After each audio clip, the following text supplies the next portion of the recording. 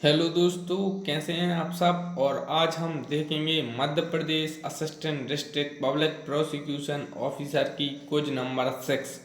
इससे पहले हम 5 क्विज देख चुके हैं एडीपीओ की, और आज नेक्स्ट क्विज देखेंगे। तो अगर आपने अभी तक चैनल को सब्सक्राइब नहीं किया है तो सब्सक्राइब कर दें और बेल आइकन को दबा दें। इससे पहले हम मध्य प्रदेश एडीपीओ का पेपर देख चुके हैं, 2016 का सिलेबस देख चुके हैं, और protection of human rights act 1993 देख चुके हैं, और मध्य प्रदेश सिविल जज के 2018 और 19 के पेपर सॉल्व कर चुके हैं। तो सबसे पहला क्वेश्चन है कि Pitt's India Act was belong to which year.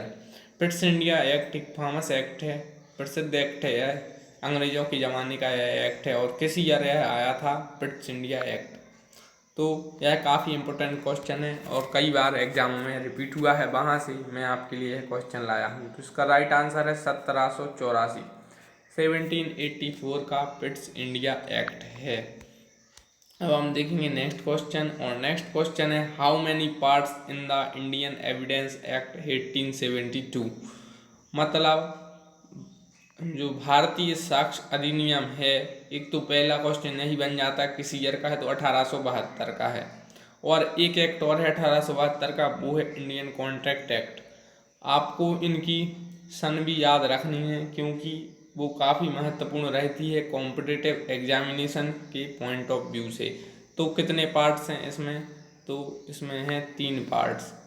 Indian evidence act 1872 में कितने पार्ट्स हैं, हाउ मेनी पार्ट्स, तो 3 इज अ राइट आंसर।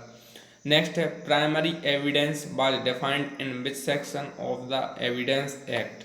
प्राथमिक साक्ष्य भारतीय, मतलब इसे एविडेंस एक्ट को, एविडेंस एक्ट में, मतलब primary evidence was defined in which section of the evidence act.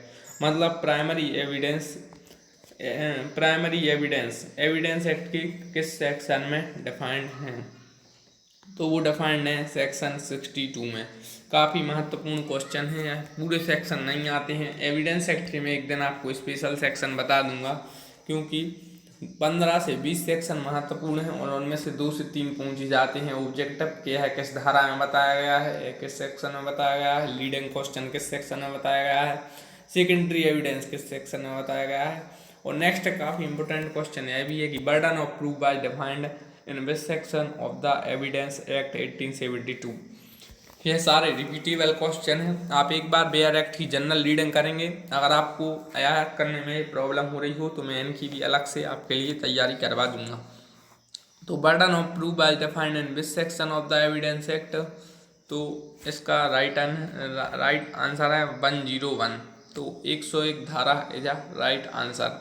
Next है हु वाज रिलेटेड टू संवाद कौमुदी। संवाद कौमुदी से कौन संबंधित थे, तो इसके ऑप्शन है दयानंद सरस्वती, राजा राम मोहन रॉय या आत्माराम पांडुरंग। तो इसका राइट आंसर है राजा राम मोहन रॉय। और आपको बता दूं राजा राम मोहन रॉय की समाधि विदेश में है, मतलब इंग्लैंड में स्थित है। कई बार यह क्वेश्चन घुमा के पूछ लिया जाता है। नेक्स्ट क्वेश्चन है इंडियन कॉन्ट्रैक्ट एक्ट फ्रॉम, भारतीय संविदा अधिनियम किस सन का है या किस साल का है, तो यह भी बहुत पुराना है, 1872 का है। 1872 is a right answer of this question.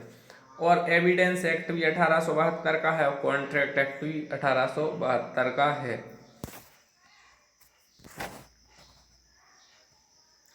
Next है what is the full form of UPU. UPU काफ़ी पूछा जा रहा है, एसएससी एग्जामों में ज़्यादातर यह पूछा जा रहा है कि यूपीयू का फुल फॉर्म क्या है। What is the full form of UPU, मतलब यूपीयू का फुल फॉर्म क्या है, तो universal postal union. Universal postal union पिछली साल काफ़ी चर्चा में रहा था। जो करंट अफेयर्स में जो चर्चा में रहते हैं उनसे रिलेटेड क्वेश्चन जीके जीएस में पूछे जाते हैं। यूपीयू काफ़ी चर्चा में रहा वैश्विक लेवल पर, जैसे डब्ल्यूटीओ रहा था तो डब्ल्यूटीओ पूछा गया था। नेक्स्ट है what is the capital of Portugal. Portugal एक यूरोपियन कंट्री से स्पेन के बगल में यह देश स्थित है। तो पुर्तगाल की कैपिटल पूछी जाती है, तो पुर्तगाल की कैपिटल है लिस्बन। आपको बता दूं पुर्तगाल के प्रधानमंत्री भारत आए थे, और जिस देश के प्रधानमंत्री ज़्यादातर भारत आते हैं उस देश की कैपिटल पूछ ली जाती है। ये मेरा मानना है, मैं कई बार 4 से 5 साल से मैं क्वेश्चन देख रहा हूँ, तो इस प्रकार के क्वेश्चन पूछ लिए जाते हैं। तो what is the capital of Portugal? तो Lisbon is a right answer of this question. Next है famous footballer Cristiano Ronaldo belongs to which country? काफ़ी महान क्रिकेटर हैं, मानी महान प्रसिद्ध फुटबॉलर है, गलत हो गया।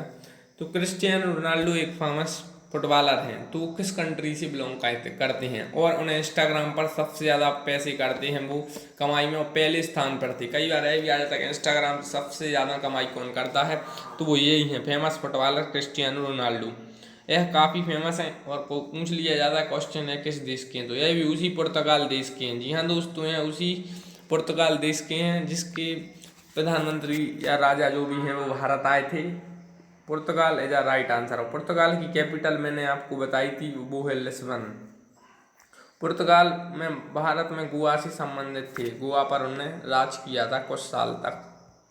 नेक्स्ट है who is called the magician of hockey? Hockey का जादूगर किसे कहते हैं? तो हॉकी का जादूगर, जी हाँ दोस्तों, हॉकी का जादूगर तो आप जानते ही हैं, major Dhyan Chand of India. Major Dhyan Chand hockey का जादूगर मेजर ध्यानचंद। हॉकी का जादूगर किसे कहते हैं? तो मेजर ध्यानचंद, जी तो आप जानते हैं। नेक्स्ट है 2017 world cup T20 was played in which country? 2007 का वर्ल्ड कप T20 भारत ने जीता था, लेकिन क्वेश्चन यह नहीं आएगा, क्वेश्चन यह आएगा कि यह किस देश में खेला गया। तो अब हमें बताना है किस देश में खेला गया। जी हाँ दोस्तों, आप सही समझे, south Africa is the right answer of this question. तो साउथ अफ्रीका में खेला गया 2007 T20 वर्ल्ड कप जो भारत ने जीता था, जिसमें युवराज सिंह ने 6 मारे थे, 6 छक्का। क्वेश्चन यह भी आ जाता है कि किस गेंदबाज की गेंद पर मारे थे, तो स्टुअर्ट ब्रॉड हैं जो इंग्लैंड के, उनकी 6 गेंदों पर 6 छक्का युवराज सिंह ने मारे थे। Who was the father of Humayun? Humayun के पिता कौन थे? हुमायूं के पिता कौन थे? तो जाहिर सी बात है Babur is a right answer of this question. और मुगल वंश की स्थापना या संस्थापक किसने की? तो वो भी थे बाबर। और बाबर ने ही पानीपत का प्रथम युद्ध लड़ा। चंदेरी का युद्ध भी माना जाता है कि इसी ने लड़ा है बाबर ने। और बाबर राणा सांगा से भी लड़ा था खानवा की युद्ध में। नेक्स्ट है where is the headquarter of SAARC is situated? तो सार्क का हेडक्वार्टर कहाँ है? तो South Asian Association of Regional Countries. तो यह काफ़ी इंपॉर्टेंट है कि सार्क का हेडक्वार्टर कहाँ है। सार्क कई बार यह भी आ जाता है कि सार्क क्या है, तो यह एक संगठन है, it is an organization of South Asian countries nation. मतलब जो दक्षिण एशियाई देश हैं जो, उनका एक ऑर्गेनाइजेशन है, उनका एक संघ है। कुछ 8-10 देशों मिलकर दक्षिण एशिया देशों ने एक संघ बनाया है जो पॉलिटिकल, इकोनॉमिकल और सोशल कुछ बातचीत अपनी करते हैं फॉर्मल या लीगल मैटर पर। तो where is the headquarter of SAARC is situated? तो नेपाल की राजधानी क्या है? तो नेपाल की राजधानी काठमांडू है, तो काठमांडू में स्थित है। तो आपको जो कैपिटल याद करना जरूरी है ज़्यादातर देशों की जो चर्चा में रहते हैं, और भारत और नेपाल काफ़ी चर्चा में रह रहे हैं। अभी हाल ही में कुछ विवाद चल रहे थे, तो इसलिए क्वेश्चन आ सकता है। नेक्स्ट काफ़ी इंपॉर्टेंट क्वेश्चन है, ये यूपीएससी या यूनियन पब्लिक सर्विस कमीशन द्वारा आयोजित IAS IPS exam, civil services exam कहते हैं, जैसे सीएसई एग्जाम के प्रीलिम्स के पेपर 1 में पूछा जा चुका है कि Madhesi is related to which country? Madhesi का संबंध किस देश के साथ है? 2015-16 में काफ़ी चर्चा में रहे थे। तो मदेशियों का संबंध नेपाल से। नेपाल की कैपिटल है काठमांडू। जी हाँ दोस्तों, नेपाल की कैपिटल है काठमांडू। केपी शर्मा ओली वहाँ के प्रधानमंत्री हैं। Madheshi is related to which country? मदेशियों का संबंध किस देश के साथ है? नेपाल के साथ है। नेपाल की राजधानी काठमांडू है, सार्क का मुख्यालय काठमांडू है। केपी शर्मा ओली यहाँ के प्रधानमंत्री हैं। नेक्स्ट है Rohingya is related to which country? Madhesi तो ये होगा रोहिंग्या का संबंध किस देश के साथ है? तो वो है म्यांमार के साथ है रोहिंग्या का संबंध। Myanmar is a right answer of this question. Next है 7th schedule of the constitution is related to, संविधान की 7वीं अनुसूची का संबंध किससे है। तो 7वीं अनुसूची काफ़ी महत्वपूर्ण अनुसूची है और इसमें 3 लिस्ट बताई गई हैं, सेंट्रल लिस्ट जिसे यूनियन लिस्ट भी कहते हैं, यूनियन लिस्ट, स्टेट लिस्ट और एक कनकरेंट लिस्ट। यूनियन तो इसे सेंटर स्टेट और कनकरेंट भी बोल सकते हैं या यूनियन स्टेट और कनकरेंट भी बोल सकते हैं। अब जो यूनियन लिस्ट है उस पर केंद्र सरकार कानून बना सकती है, स्टेट लिस्ट पर राज्य सरकार जनरली कानून बनाती है और कनकरेंट लिस्ट पर दोनों राज्य और केंद्र दोनों मिलकर कानून बना सकते हैं। लेकिन कुछ अपवाद भी हैं कि राज्य सूची पर जब राज्यसभा द्वारा या कुछ इम्पोर्टेंट हो देश के हित में तो कानून बना सकती है केंद्र सरकार भी राज्य सूची के विषय पर। तो वो एक एक्सेप्शन है, वो हम अलग से जब 7th schedule of the constitution पढ़ेंगे तो देखेंगे। नेक्स्ट है 4th schedule of the constitution is related to, सबसे ज़्यादा क्वेश्चन 4th शेड्यूल और 7th शेड्यूल से पूछे जाते हैं, उसमें भी 4th शेड्यूल से ऑब्जेक्टिव सबसे ज़्यादा पूछे जाते हैं और 10th शेड्यूल से मेंस में क्वेश्चन पूछे जाते हैं। तो चौथी अनुसूची संविधान की किससे संबंधित है, तो allocation of the seats in Rajya Sabha, मतलब जो राज्यसभा है या अपर हाउस है उसमें सीटों का बंटवारा। राज्यसभा के चेयरमैन कौन है, वेंकैया नायडू, वो ही भारत के उपराष्ट्रपति हैं। भारत का उपराष्ट्रपति राज्यसभा का चेयरमैन होता है। 4th schedule of the constitution is related to, तो जो राज्यसभा में सीटों का बंटवारा होता है वो इसी शेड्यूल में बताया गया है कि किस राज्य को कितनी सीट्स मिलेंगी। नेक्स्ट है the man who knew infinity is related to, तो the man who knew infinity is related to, तो यह एक किताब है या शीर्षक है, यह the man who knew infinity इन्हें कहा जाता है या इनके लिए समर्पित है। तो वो हैं काफ़ी महान गणितज्ञ थे। जी हाँ दोस्तों, सर श्रीनिवास रामानुजन काफ़ी इम्पोर्टेंट पर्सनैलिटी थे और मैथमेटिक्स के काफ़ी विद्वान हैं माने जाते थे।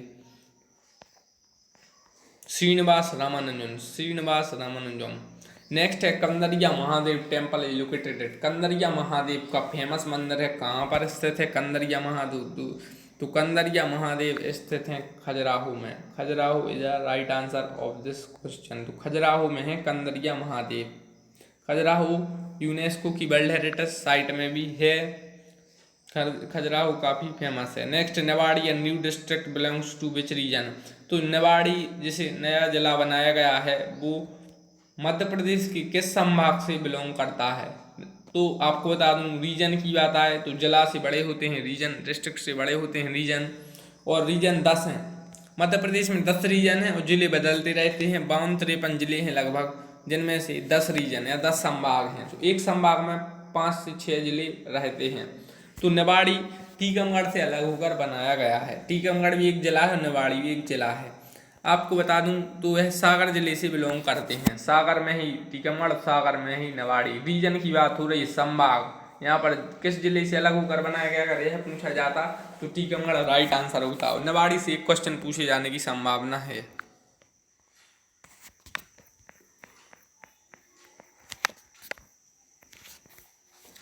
नेक्स्ट क्वेश्चन है कि which is the most fertile soil, सबसे ज़्यादा उपजाऊ मिट्टी कौन सी है, तो एलुवियल सोइल है the right answer of this question. तो एलुवियल सोइल है वो सबसे ज़्यादा उपजाऊ मिट्टी है, एलुवियल सोइल है the right answer of this question.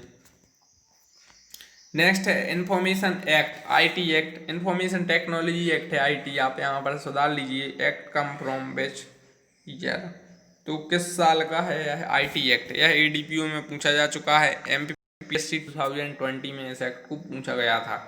तो IT एक्ट आप एक बार चेक कर लीजिए, लेकिन 2000 ईयर का है यह, IT एक्ट 2000 का है। कई बार RTI एक्ट भी आ जाता है, राइट टू इन्फॉर्मेशन एक्ट किस ईयर का है तो वो 2005 का है, जिसे राइट टू इन्फॉर्मेशन एक्ट कहते हैं। नेक्स्ट क्वेश्चन काफ़ी इंपॉर्टेंट है कि भाटच कॉन्ट्रैक्ट, पहले हम देख चुके हैं कॉन्ट्रैक्ट 1872 का एक्ट है, लेकिन यह क्वेश्चन है कि कॉन्ट्रैक्ट क्या है।